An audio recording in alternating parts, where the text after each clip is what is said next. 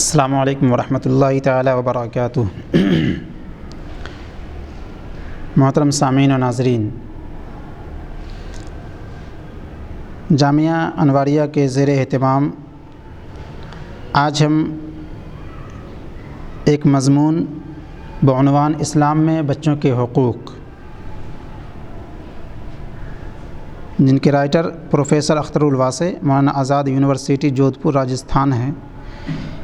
پیش کرنے کی سعادت حاصل کر رہا ہوں۔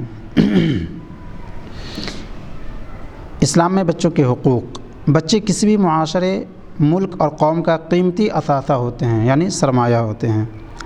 ساتھ ہی ملک اور قوم کا مستقبل یعنی فیوچر بھی انہی پر منحصر ہوتا ہے، یعنی نربھر ہوتا ہے۔ اسی لیے ان کی درست دیکھ بھال اور پرورش و پرداخت یعنی نگرانی و دیکھ بھال اجتماعیت اور معاشرے کا فرض ہوتا ہے۔ اگر اس سلسلے میں اسلامی تعلیمات کا مطالعہ کیا جائے تو ہمیں معلوم ہوتا ہے کہ مذہب اسلام نے بچوں پر خصوصی توجہ صرف کی ہے، یعنی خرچ کی ہے، اور اسلامی تعلیمات میں اس قسم کی باتیں بیان کی گئی ہیں جن سے نہ صرف بچوں کے حقوق کی تعیین ہوتی ہے، بلکہ یہ بھی پتہ چلتا ہے کہ اسلام نے بچوں اور ان کے حقوق کا کس طرح سے خیال رکھا ہے۔ بچوں کے حقوق کے تعلق سے مذہب اسلام کا پہلا حکم یہ ہے کہ والدین اور معاشرے کے ذریعے خوش دلی اور محبت کے ساتھ درست طریقے سے ان کی پرورش و پرداخت یعنی نگرانی و دیکھ بھال کی جائے، اور اس سلسلے میں کسی بھی قسم کی کوتاہی نہ برتی جائے، یعنی نہ اختیار کی جائے، کیونکہ اسلامی تعلیمات کے مطابق اللہ کو جسمانی و ذہنی اعتبار سے ایک کمزور مومن کے مقابلے ایک تندرست اور طاقتور مومن زیادہ پسند ہے۔ اسی طرح سے والدین اور معاشرے پر ایک بچے کا یہ بھی حق ہے کہ اس کو درست اور ایک اچھی تعلیم دی جائے۔ اسلام نے اسے بچوں کے بنیادی حقوق میں شمار کیا ہے، اس لیے قرآن و حدیث میں مختلف مقامات پر تعلیم کی اہمیت کو اجاگر کیا گیا ہے، یعنی روشناس کیا گیا ہے، پھیلایا گیا ہے، دکھایا گیا ہے، اور تعلیم کا حصول یعنی حاصل کرنا ہر مسلمان کے لیے فرض قرار دیا گیا ہے۔ اور یاد رہے، یہ تعلیم کے حصول سے مراد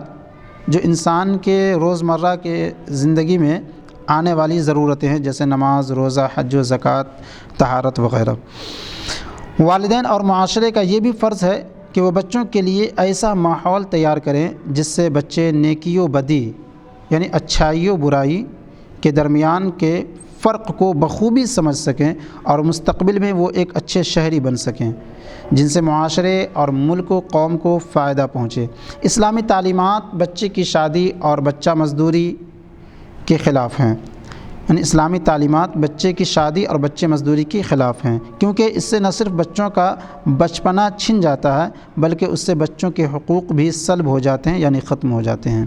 اسلامی تعلیمات کے مطابق والدین پر بچوں کا یہ بھی حق ہے کہ والدین ان کی شادی ان کی مرضی کے مطابق کریں، اور اس میں کسی بھی قسم کی جنسی تفریق نہیں ہونی چاہیے، یعنی اس طرح یہ نہیں کہ ہاں یہ لڑکا ہے تو اپنی پسند سے کرے اور لڑکی ہے تو والدین کی پسند سے یا ان کے گارجین کی پسند سے کرے، بلکہ جنسی تفریق بالکل نہیں ہونی چاہیے۔ اسلامی تعلیمات کے مطابق والدین اور سماج پر بچوں کے بنیادی حقوق میں سے یہ بھی شمار کیا جاتا ہے کہ والدین اسلامی قانون پر عمل آوری کرتے ہوئے اپنی جائیداد میں اپنے بچوں کو وارث بنائیں، اور اس میں بھی کسی قسم کی جنسی تفریق نہیں ہونی چاہیے۔ یعنی ایسا نہیں ہے کہ لڑکا ہے تو اسے ہم وراثت دیں اور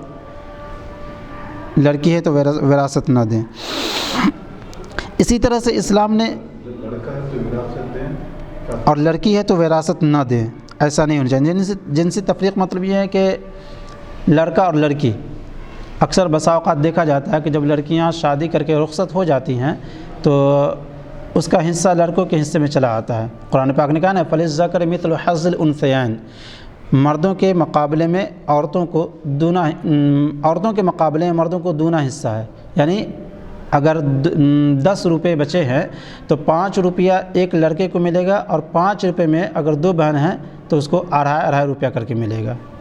ہے نا۔ تو جو حصہ اسے دیا جائے، بسا اوقات ہوتا ہے خاص کر دیہی علاقوں میں، دیہات وغیرہ میں، کہ لڑکیوں کا وہ بھی جو آدھا حصہ ہوتا ہے وہ بھی نہیں دیا جاتا ہے۔ تو وہی کہا جا رہا ہے کہ جنسی تفریق بالکل نہیں ہونی چاہیے۔ اسی طرح سے اسلام نے سماج میں بسنے والے ان یتیم بچوں کے حقوق کا تذکرہ بھی خاص طور پر کیا ہے، ان یتیم بچوں کے حقوق کا تذکرہ بھی خاص طور پر کیا ہے جن کے والدین کی وفات یعنی انتقال کے بعد اب ان کا کوئی پرسان حال نہیں ہے، یعنی ان کا کوئی پوچھنے والا نہیں ہے۔ اس قسم کے بچوں کی پرورش و پرداخت یعنی نگرانی و دیکھ بھال اور ان کے حقوق کی تمام تر ذمہ داری سماج و سوسائٹی اور حکومت کی ہوتی ہے کہ وہ ان کے حقوق کو سلب نہ ہونے دیں۔ ساتھ ہی ان کی درست پرورش و پرداخت اور تعلیم کا انتظام کیا جائے، ان کے مال و اسباب اور جائیداد کا تحفظ کیا جائے، یعنی ان کے جان و مال اور اسباب کی حفاظت کی جائے۔ مذہب اسلام نے بچوں کے تعلق سے والدین کے ساتھ ساتھ سماج اور حکومت کا ایک فرض یہ بھی بتایا ہے کہ وہ نہ صرف بچوں کی پرورش و پرداخت اور تعلیم کا بندوبست کریں بلکہ انہیں ایک اچھا شہری بنانے میں بھی معاونت کریں، یعنی تعاون کریں، مدد کریں، تاکہ مستقبل یعنی فیوچر میں وہ سماج و سوسائٹی اور ملک و قوم کے لیے ایک اچھا اثاثہ ثابت ہو سکے، یعنی ایک اچھا مال ثابت ہو سکے، سرمایہ ثابت ہو سکیں۔ وما علینا الا البلاغ۔ دعا کر لیں۔ بسم اللہ الرحمن الرحیم۔ اللہ رب محمد صلی اللہ علیہ وسلم نحن عباد محمد صلی اللہ علیہ وسلم۔ مولا قدیر جو ہی کچھ ابھی میں نے جامعہ انواریہ کے زیر اہتمام ویڈیو ریکارڈنگ کا یہ سلسلہ جو جاری و ساری ہے، جو میں نے ابھی پیش کیا ایک مضمون کو، مولا قدیر اسے قبول فرما اور امت مسلمہ کے لیے اسے لائحہ عمل بنا، اور دیگر تمام ویڈیو کلپ کو امت مسلمہ کے لیے لائحہ عمل بنا، اور ہم سب کے علم و عمل میں بے پناہ برکت عطا فرما۔ اللہم اہدنا الصراط المستقیم۔ سبحان ربک رب العزة عما یصفون وسلام علی المرسلین والحمد للہ رب العالمین۔ بحق